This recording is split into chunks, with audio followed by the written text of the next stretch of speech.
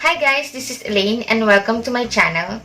So for today's video, I will show you how to use Dr. Belmuer Bubble Foam Cleanser.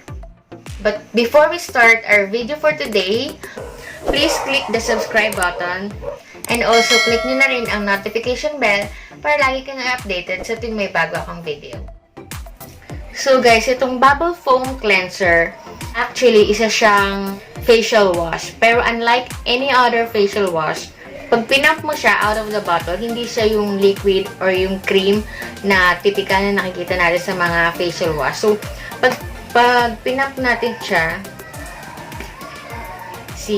bubble foam na yung lumalabas automatic. Parang may mechanism yung bottle na to na pag lumabas yung cream is bubble na agad. So, this Dr. Belmuer Bubble Foam Cleanser is actually a remedy para sa mga minor na acne or yung mga hindi naman masyadong complicated sa face. So, ginagamit siya pang-treat sa mga mild acne problems or pimple problems. So, itong Dr. Belmuer Bubble Foam Cleanser ay nabibili sa face shop. So, this is around 600 to 700 pesos. Medyo pricey siya for a facial wash. Pero, since ito nga ay treatment para sa mild pimples, so, I opted to buy it during those time na nagkaroon ako ng problem sa face ko. Like, nagkaroon ako ng mga maliliit na pimples na hindi ko maintindihan. So, ito yung ginagamit kong facial wash during that time. And wala naman yung mga maliliit na butlig sa noo ko.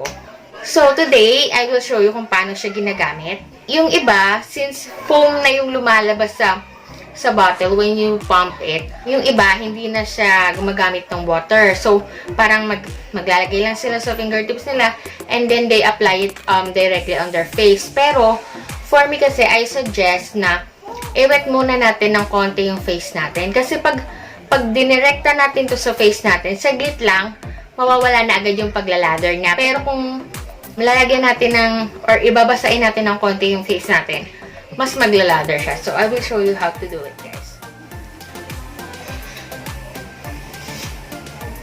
So, ayan guys. Medyo binasa ko na yung face ko. And then, mag-squeeze lang tayo ng enough na amount. And then, apply natin sa face natin.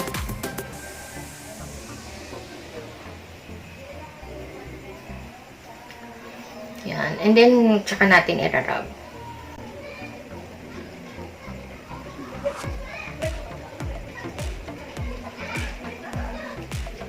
O, diba? Pag may water kasi, mas matagal na nag-i-stay yung foam sa face natin. Pag dry kasi yung face natin, ano lang siya, matutuyo agad. So, ayan, pwede nating i-massage pa kasi nga, ayan, nag-aano pa siya. Foamy pa siya. Yan. And then, after that, siguro mga 1 to 2 minutes na pagmamassage sa face natin, pwede na nating i-rinse yan. Ayan, rinse muna ako. So, ayan guys.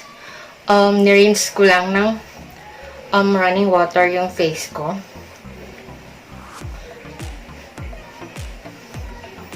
Ayan.